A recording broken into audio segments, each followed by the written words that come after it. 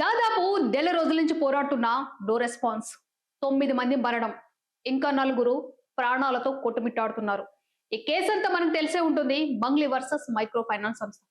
ఈ వివాదం కాస్త రోజుకు రూపాన్ని చుట్టుకుంటూ పొలిటికల్ థ్రిల్లర్ ని తప్పిస్తుంది. స్టార్టింగ్ లో ఇది మంగ్లీ వర్సెస్ బాధితులుగా ఉండేది కాస్త సుబ్బారావు అడ్వకేట్ ఎంట్రీతో కాస్త మంగ్లీ వర్సెస్ సుబ్బారావుగా మారింది. ఇప్పుడు ఇది కాస్త బీఆర్ఎస్ వర్సెస్ తెలంగాణలో పార్టీలుగా మారిందని అనుకోవచ్చు. అది కూడా కేవలం ఒకే ఒక్క వ్యక్తి వల్ల అని చెప్పేసి అనుకోవచ్చు. ఈ మొత్తం సినారీ చూసుకుంటే ఎక్కడ కూడా బాధితులు అనే వాళ్ళు డైరెక్ట్ గా వచ్చి ఇది మా బాధ అని చెప్పుకునేది లేదు. వాళ్ళందరూ నడిపిస్తున్నది కూడా ఒకే ఒక లీడర్, తనే సంపత్ నాయక్.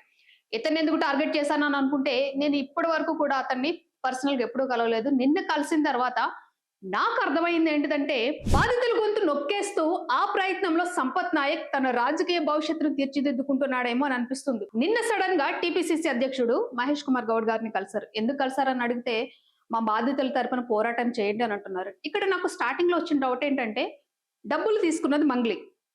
నిజంగా ఇప్పుడు మళ్ళీ ఇంకొకటి చెప్తున్నా, నేను మంగ్లీకి ఏమైనా పాజిటివ్ గా మాట్లాడుతున్నానంటే కాదు. మంగ్లీ నిజంగా తప్పు చేస్తుంటే మంగ్లీ ఊచలెక్క పెట్టడం ఖాయం. ఒక ఇష్యూని వాళ్ళకి అనుగుణంగా మార్చుకుంటున్నారో వాళ్ళ గురించి మాత్రమే మాట్లాడుతున్నాం. సో నేను అడిగితే అతను ఏమన్నారంటే, మేము బాధితుల తరపున మీరు కూడా మాకు న్యాయం చేయండి అని చెప్పేసి మహేష్ కుమార్ గౌడ్ గారిని అడగడానికి వచ్చామని అంటున్నారు. సరే, ఓకే, ఇదేదో బాగానే ఉందని అనుకుంటే, నిన్న వాళ్ళు ఒక కొత్త సినారియో అనేది తీసుకొచ్చారు. సో ఏదైతే ఈ మంగ్లీ కేసు బయటికి వచ్చిందో అప్పటి నుంచి కూడా ఈ సినారియోలో మొత్తం కూడా మనకి ముఖ్యంగా కనిపించేది మూడే మొహాలు కనిపిస్తున్నాయి. ఆ మొహాలు ఎవరంటే, ఫస్ట్ ఇతను, నెక్స్ట్ ఇతను మెయిన్ హెడ్ అని చెప్పుకోవచ్చు సంపత్ నాయక్, నెక్స్ట్ ఇతను, అప్పుడప్పుడు ఇతను కనిపిస్తూ ఉంటాడు అన్నట్టు. అంటే మళ్ళీ నువ్వు మంగ్లీని సపోర్ట్ చేస్తున్నావు అంటే నేను మంగ్లీని సపోర్ట్ చేయట్లేదు, వాళ్ళు ఏమంటున్నారో చెప్తున్నా. సో ఇతను ఎవరైతే ఇతను ఉన్నారో ఇతను ఏమంటున్నాడంటే, నేను బాధితున్నా అని చెప్తున్నాడు. ఎంత ఇచ్చావు అంటే దాదాపు ₹1,00,00,000 ఇచ్చాను అని చెప్పేసి అతని మాటలోనే చెప్తున్నాడు అనమాట. ఇక్కడ ఏదైతే ఇప్పుడు నేను ఇప్పటి వరకు మాట్లాడానో ఈ వివాదం కాస్త బీఆర్ఎస్ వర్సెస్ కాంగ్రెస్ గా మారుస్తున్నారు, లేకపోతే బీఆర్ఎస్ వర్సెస్ బీజేపీగా మారుస్తున్నారు, లేకపోతే ఈ వివాదాన్ని మొత్తము కంప్లీట్ గా మంగ్లీని బాధితులను పక్కన పెట్టేసి రాజకీయంగా వీళ్ళొక రంగు పులుముతున్నారు. సంపత్ నాయక్ ఒక రంగు పులమడానికి చూస్తున్నాడు, ఆ రంగులో నుంచి తను ఒక లీడర్ గా పుట్టడానికి చూస్తున్నాడు అని చెప్పేసి అతను చేసే పనులు బట్టి అనిపిస్తుంది అనమాట. ఇక్కడ బీఆర్ఎస్ అని చెప్పేసి నేను అనలేదు, వాళ్ళ మాటల్లోనూ వినండి.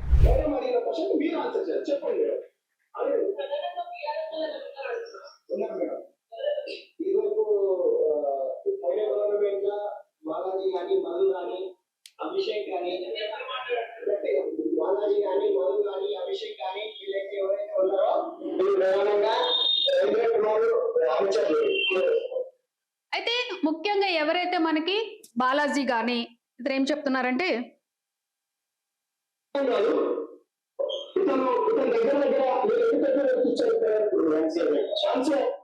సో ఎంత ఇచ్చావంటే ₹1,00,00,000 వరకు ఇచ్చానని చెప్తున్నారు. అది కూడా దేనికి ఇచ్చావు అని అంటే, ఎవరికి ఇచ్చావు అని అడిగితే బీఆర్ఎస్ పార్టీ లీడర్స్ కే ఇచ్చాను, వాళ్ళ అనుచరులకు ఇచ్చాను అంటున్నారు. ఆ పేర్లు ఏం చెప్తున్నాడంటే, ఇతను బీఆర్ఎస్ పార్టీలో ఉన్న బాలాజీ, అభిషేక్, మధు, వీళ్ళు ముగ్గురు ఉన్నారు. వీళ్ళందరూ కూడా బీఆర్ఎస్ పార్టీ వాళ్ళకి సంబంధించిన అన్నారు. నా క్వశ్చన్ ఏంటిదంటే, ఇప్పటి వరకు ఈ విషయాన్ని మీరు ఎందుకు బయటకు తీసుకురావట్లేదు?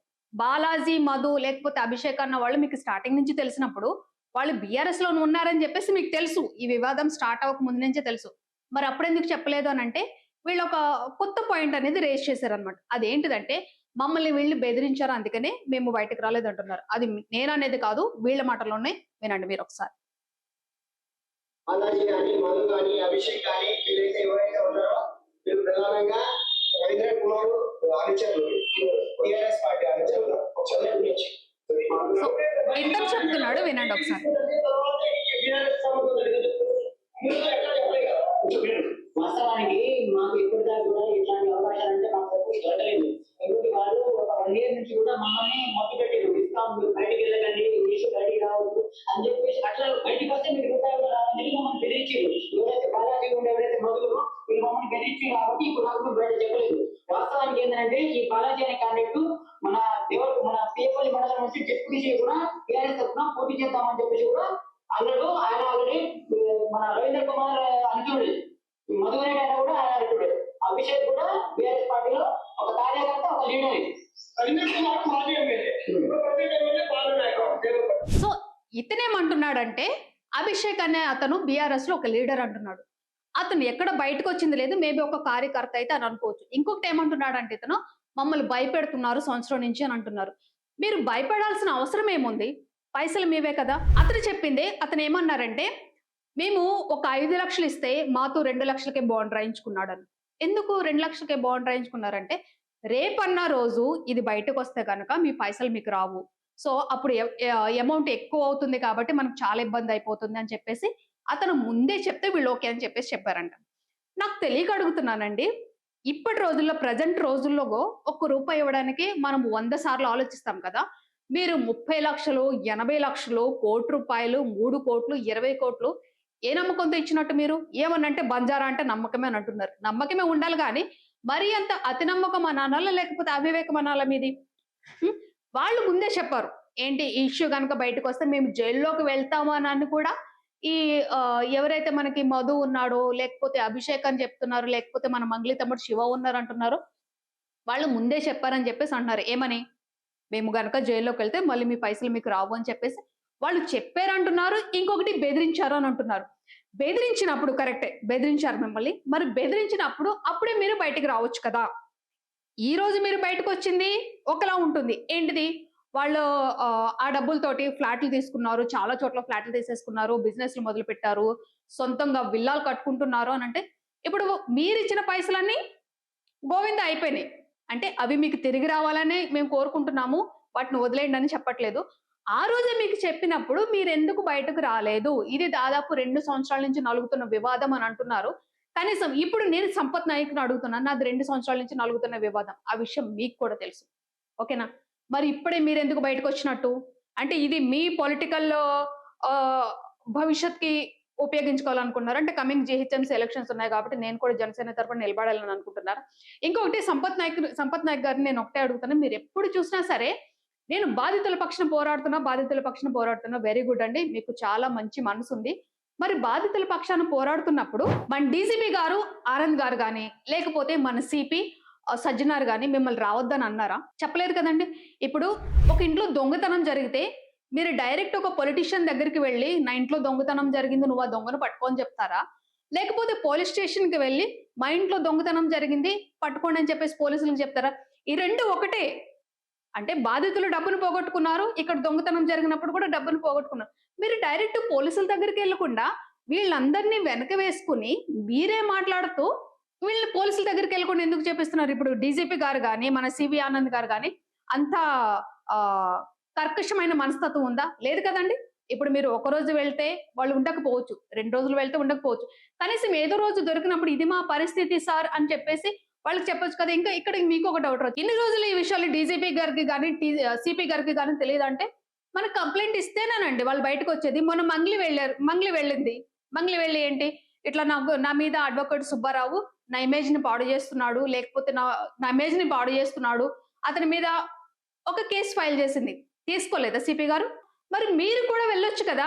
సంపత్ నాయక్ మీరు తీసుకెళ్ళొచ్చు కదా! వాళ్ళంటే ఊర్లో వాళ్ళు తెలివి లేదు కాబట్టి మీరు ముందుండి ఒక లీడర్‌లా నడిపిస్తున్నప్పుడు, వీళ్ళనందరిని తీసుకొని మన డీజీపీ గారి దగ్గరికి గాని, సీపీ గారి దగ్గరికి గాని వెళ్లి ఒక ఆహ్, కంప్లెయింట్ రైజ్ చేయొచ్చు కదా! ఎందుకు రైజ్ చేయట్లేదు మీరు? ఇప్పటికి కూడా మీరు పోలీసుల దగ్గరికి పోవట్లేదు. కేవలము వస్తారు, ఒక మీటింగ్ పెడతారు, వెళ్ళిపోతారు. ఆ వెనక పాపం మిమ్మల్ని నమ్ముకుని వస్తున్న వాళ్ళు మాకేదో న్యాయం జరుగుతదంటే రావడం, పోవడం ఇదేదో ఆటలెక్కే అని అనిపిస్తుంది. ఎస్పెషల్లీ మీరు సంపత్ నాయక్ దీనిని ఒక సినారియోగా యూజ్ చేసుకొని మీ రాజకీయ భవిష్యత్తును మాత్రమే వాడుకుంటున్నారు. ఇది 100% పక్కా.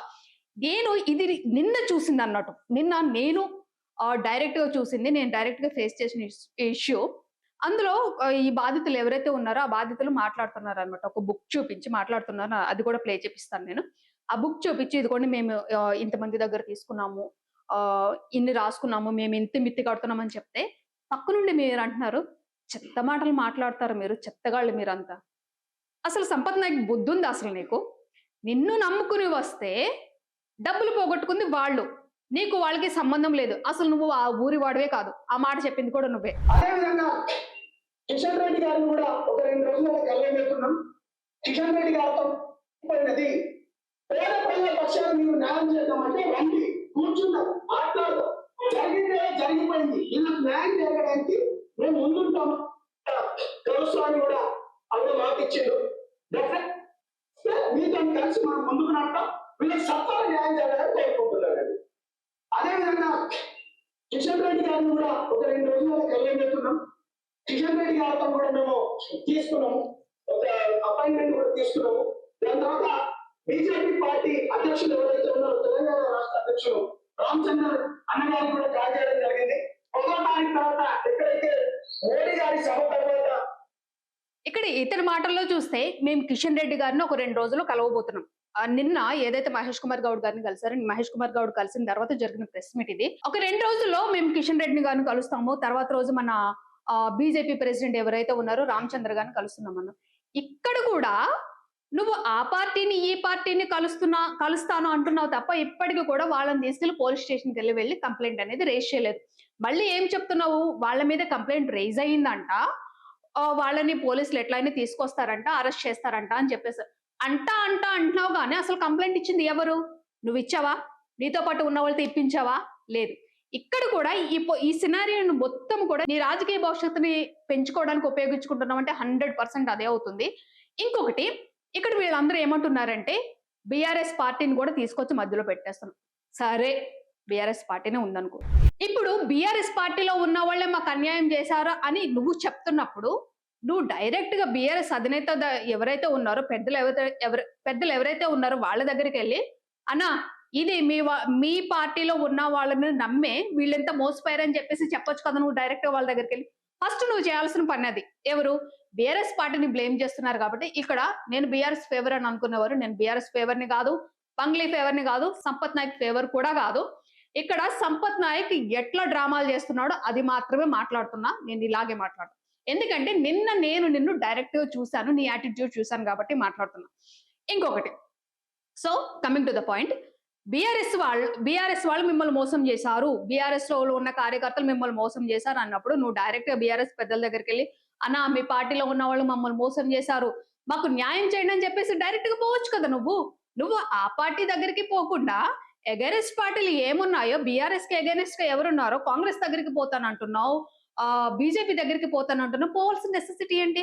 తర్వాత నేను ఇదే క్వశ్చన్ కూడా అడిగాం, బీఆర్ఎస్ దగ్గర కూడా పోతారంటే వెళ్ళడానికి ట్రై చేస్తాము, కేటీఆర్ అన్నను కలవడానికి ట్రై చేస్తాము. నువ్వు వెళ్తేనే కదా తెలిసేది నీకు. నువ్వు ట్రయల్స్ చేయడానికి ఇదేమన్నా బైక్ రేసా, కార్ రేసా? ఏంది సిచ్యువేషన్ ఏందంటారు? ఇంకొకటి, ఒక్కసారి ఈ సీన్ చూడండి. తను మంగ్లీకి రిక్వెస్ట్ చేస్తున్నా అంటున్నాడు. ఎలా రిక్వెస్ట్ చేస్తున్నాడో ఒక్కసారి చూడండి. గిరిజన సంఘ నాయకులకు ఎవరైతే నాకు ఎవరైతే కాల్ చేసిందో నా పెద్ద అని చేస్తున్నాను, ప్రాణానికి పోతుంది. చాలా చూడండి. ప్రాణాలు పోతాయి. నేను మంగ్లీ గారికి ఒక రిక్వెస్ట్ చేస్తున్నా. అదేవిధంగా గిరిజన నేను మంగ్లీ గారికి వినండి ఒకసారి, నేను మంగ్లీ గారికి చేతులెత్తి రిక్వెస్ట్ చేస్తున్నా అని చెప్పాడు. ఇంతకు ముందు సీన్ లో చేతులెత్తి దండం పెడుతున్న సంపత్ నాయక్, మంగ్లీ గారు రండి. అదే సంపత్ నాయక్ ఇంతకు ముందు, అదే సంపత్ నాయక్ లో ఇంకొక కోణం అన్నట్టు చూద్దాం. శివగాన్ని తీసుకొని రా, పద్మాన్ని తీసుకొని రా, బాలాజీ గారిని తీసుకొని రా. ఇతనే మాట్లాడింది, అదే బాలాజీ, అదే శివ, అదే అభిషేక్. అప్పుడు చిటికలేసి మాట్లాడినావు కదా, మరి ఇప్పుడు ఆ చిటికలు పోయినాయి ఎక్కడికైనా. ఇప్పుడు రండి కూర్చుని మాట్లాడుకుందాం, సెటిల్ చేసుకుందాం అని అంటే, నువ్వు బాధితుల తరపున ఉన్నప్పుడు ఇప్పటికి కూడా అడుగుతున్నా, ఇప్పుడు నువ్వు బాధితుల తరపున న్యాయం చేయాలనుకున్నప్పుడు ఇప్పటికీ కూడా నువ్వు వెళ్లాల్సింది పోలీస్ స్టేషన్ కి వెళ్ళాలి, కంప్లైంట్ రేజ్ చేయాలి. రేజ్ చేసావా? లేదు. మళ్ళీ ఇంకొక డైలాగ్ కూడా పెట్టినాం, మంగ్లీకి సంపత్ నాయక్ చెడిందని చెప్పేసి వార్తలు వస్తున్నాయి, దమ్ము లేదురా, సిగ్గు లేదురా మీకు అని చెప్పేసి అంటున్నావు. ఇప్పుడు అదే క్వశ్చన్ నేను అడుగుతున్నా. నువ్వు స్టార్టింగ్ లో అంత అగ్రెసివ్ గా చిటికలేసి మాట్లాడి రా మంగ్లీ, నీకు బుద్ధి లేదా, సిగ్గు లేదా అని మాట్లాడినాడు. ఇప్పుడు దండం పెట్టి మంగ్లీ గారిని మేము పిలుస్తున్నాము, ఆహ్వానిస్తున్నాం అని అంటే, ఏదైనా పార్టీకి ఆహ్వానిస్తున్నావు నువ్వు? నీ ఇంట్లో ఫంక్షన్ ఏదైనా దావత్ జరుగుతుంటే దానికి ఏమైనా ఆహ్వానిస్తున్నావు నువ్వు? అసలు ఫస్ట్ నీకు బుద్ధి లేదో, నీ వెనకాల వచ్చిన వాళ్ళకి బుద్ధి లేదో అర్థం కావట్లేదు అన్నట్టు. సో ఇదండి సంపత్ నాయక్ ఇష్యూ అనేది. ఇది ఇంకొకటి చూసుకుంటే, ఆ వెనకాల వచ్చిన బాధితుల్లో ఎంత నిజం ఉందో అంతే అబద్ధం ఉంది. ఒక్కొక్కరు 30 లక్షలు అంట, 80 లక్షలు అంటున్నారు, 1 కోటి అంటున్నారు, 3 కోట్లు అంటున్నారు. మరి ఇంకా విచిత్రం ఏంటిదంటే, ఒక మేకలు కాసుకునే బామ్మ, అది డైరెక్ట్ మా రిపోర్టర్ వెళ్ళి మాట్లాడింది అన్నట్టు. ఆ విజువల్ కూడా ప్లే చేస్తాము. ఒక మేకలు కాసుకునే బామ్మ నువ్వు ఎంత ఇచ్చినావు బామ్మ అంటే 30 కోట్లు ఇచ్చినా అని చెప్తుందంట. అసలు ఒక మేకలు కాసుకునే ఆమె దగ్గర 30 కోట్లు ఏంటండి? ఏమన్నా అంటే మేము మా బంధువుల దగ్గరికెళ్ళి తీసుకొచ్చాము. ఎంత? ఇంకొక అతను అన్నారు బంధువుల దగ్గర నుంచి తీసుకొచ్చామన్నారు. ఎంత తీసుకొచ్చినారంటే 10 లక్షలు, 30 లక్షలు, 40 లక్షలు మిత్తికి తీసుకొచ్చినామని. ఇంకేం చేశారంటే మాకున్న భూములను కుదవపెట్టాము. ఇక్కడ నా క్వెషన్ ఏంటిదంటే మీకున్నాయన్నీ కుదవబెట్టేశారు. వేరే వాళ్ళ దగ్గరికెళ్ళి మిత్తులు తీసుకొచ్చారు. మరి ఆ మిత్తులు మీరు ఎట్లా కడుతున్నట్టు? నిజంగా ఇన్‌కమ్ టాక్స్ డిపార్ట్‌మెంట్ ఇప్పుడు మీ దగ్గరికొస్తే మీ సిట్యుయేషన్ ఏంటంటారు? మీరు కట్టిందైనా వస్తదని చెప్పేసి అనుకుంటున్నారా మీరు? ఇదండి సిట్యుయేషను. ఇంకొకటి coming to the Sampath Nayak అన్నాడు. సో, సంపత్ నాయక్ ఈ వివాదం అంతటిని గూడా సంపత్ నాయక్ క్యాష్ చేసుకుంటున్నాడు. ఇంకొకటి ఇతను ఏమంటున్నారంటే జనసేన పార్టీ నాకు సపోర్ట్ ఇస్తుంది. గో హెడ్ అని చెప్తుంది నాకు. నేను అందుకని ఇంత ధైర్యంగా పోతున్నాను అంటున్నారు. నేను అదే జనసేన వాళ్ళతోటి మాట్లాడడం కూడా జరిగింది. వాళ్ళేమంటున్నారంటే that is not correct way అని చెప్పేసి చెప్తున్నారు. అంటే ఇప్పుడు సంపత్ నాయక్ చెప్పేది నమ్మాలా? లేకపోతే ఎవరైతే లీడర్స్ ఉన్నారో జనసేన లీడర్స్ ఉన్నారో వాళ్ళు చెప్పేది నమ్మాలా? సంపత్ నాయక్ ఇప్పుడైనా ఆలోచించు. నీ రాజకీయ భవిష్యత్ కోసం అమాయకులైన బిడ్డల్ని నాశనం చేయకు. ఇక ఏంటంటే ఈ రొంపిలోకి ఇప్పటికే రాష్ట్రంలో రాజకీయ పార్టీలు అనేవి కొట్టుకుని చస్తుంటే మళ్ళీ నువ్వు ఇంకా దాన్ని అగ్గి రాజయ్యకు. అంటే ఇప్పుడు ఈ వివాదాలన్నిటి ఈ మంగ్లీ ఇష్యూని ఈ రాజకీయ పార్టీల మధ్యలో అన్ని పెట్టేసి నువ్వు జనసేన పార్టీ తరపున పోరాటం చేసి నువ్వు ఒక లీడర్‌గా ఎదగాలని అనుకుంటున్నావేమో. నువ్వు ఎదుగు. నువ్వు లీడర్‌గా ఎదగాలనుకున్నప్పుడు ఎదుగు గాని, వేరే వాళ్ళ జీవితాలను నాశనం చేసేసి, వేరే వాళ్ళ మధ్యలో కుంపట పెట్టేసి నువ్వు చలికాసుకోవాలి అని అనుకుంటే that is not correct way Sampath Nayak. ఒకసారి మళ్ళీ ఆలోచించుకో. ఎందుకంటే నీ యాటిట్యూడ్ నేను నిన్ననే చూసిన.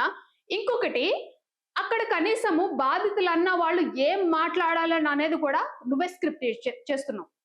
ప్రతి ప్రెస్ మీట్‌లో కూడా నువ్వే మాట్లాడుతున్నావు. నీ వెనకాల 2 తోకలు ఉంటున్నాయి. మీరు తప్ప అసలైన బాధితుల్ని మీరు బయటకు తీసుకురావట్లేదు. ఇక్కడ ఇంకొక ఇష్యూ ఏంటిదంటే నువ్వు ప్రెస్ మీట్ పెట్టిన ప్రతిసారి ఈ రోజు వచ్చిన వాళ్ళు నెక్స్ట్ టైం రారు. నెక్స్ట్ టైం వచ్చిన వాళ్ళు నెక్స్ట్ టైం రారు. బాధితులందరూ దాదాపు 100 మంది ఉన్నారని చెప్పేసి అంటున్నప్పుడు 100 మందిని ఒకేసారి తీసుకొస్తే నీకు ఇంకా స్ట్రెంగ్తెన్ అవుతుంది కదా! ఆ 100 మందిని ఒకేసారి తీసుకొచ్చి కేసు పెట్టేస్తే చిటికలో మంగ్లీ బయటకొస్తదేమో. ఇన్ కేస్ మంగ్లీ తీసుకుంటే శివ చౌహాన్ బయటకు తీసుకొస్తారేమో. మరి నువ్వెందుకు ఈ ఈ ఇష్యూనంతటిని కూడా ఒక రాజకీయ రంగుల రాట్నంలో చుట్టుకుంటున్నావు? నీకన్నా అర్థమవుతుంది. నీకు అర్థమవుతుంది. పాపం నీ వెనకాల ఉన్న వాళ్ళకే అర్థం కావట్లేదన్నట్టు. బట్ అర్థమైన రోజున ఉంటుంది సంపత్ నాయక్ నీ సంగతి. ముంత మామిడి అయితదన్నమాట నీకు. అది మాత్రం ష్యూర్. సో ఇదండి స్టార్టింగ్ నుంచి కూడా మంగ్లీ వర్సెస్ బాధితుల వివాదాన్ని కాస్త సంపత్ నాయక్ తన పొలిటికల్ కెరీర్ కు ఉపయోగించుకుంటున్నాడు. స్టార్టింగ్ నుంచి కూడా సంపత్ నాయక్ చేసేది అదే. సంపత్ నాయక్ తో పాటు ఒక ముగ్గురు మొహాలు ఫ్రీక్వెంట్ గా కనిపిస్తాయి తప్ప ఏనాడు బాధితులు అనే వాళ్ళు వాళ్ళ బాధని చెప్పుకోవడానికి లేదు. ఇంకొకటి కూడా ఏంటిదంటే మేము ఎవరైతే బాధితులు ఉన్నారో వాళ్ళని అడుగుతున్నాము. మేము నమ్మకంతో ఇచ్చామనంటే అతి నమ్మకము గుడ్డి నమ్మకం అవుతుందండి. ఓకే, మీరు దాదాపు ఇంత దొంతర తీసుకొచ్చారు అన్నట్టు. ఏంటివి? ప్రామిసరీ నోట్లు అనేవి. అది తీసుకొచ్చారు కరెక్టే. మీకు ఇచ్చిన వాళ్ళు ఎట్లా ఇచ్చారు? ఇంకొకటి ఏమంటున్నారంటే కొడతామంటే భయము, పెడతామంటే ఆశ అంటే అది ఆశ అవుదండి, అత్యాశ అవుతుంది. అది రూపాయి పావలా అనుకుంటున్నారా? లక్షలు లక్షలు కోట్లు అవి పైసలు అనుకుంటున్నారా? చిల్లిగవ్వలు అనుకుంటున్నారా మీరు? ఫైనల్ గా ఏంటిదంటే ఈ వివాదం మొత్తంలో మంగ్లీ తప్పు చేస్తే మంగ్లీ రావాలి, శివ చౌహాన్ తప్పు చేస్తే శివ చౌహాన్ రావాలి. ఖచ్చితంగా ఊచ లెక్క పెట్టాల్సిందే. బట్ సంపత్ నాయక్ ఈ ఇష్యూనంతటిని నీ పొలిటికల్ కెరీర్ గా యూజ్ చేసుకుంటున్నావని తెలిస్తే మాత్రం ఎవరైతే నిన్ను నమ్మి నీ వెనకొచ్చారో బాధితులు వాళ్ళ చేతిలోనే నీకు పగులుతుంది. అది మాత్రం ష్యూర్.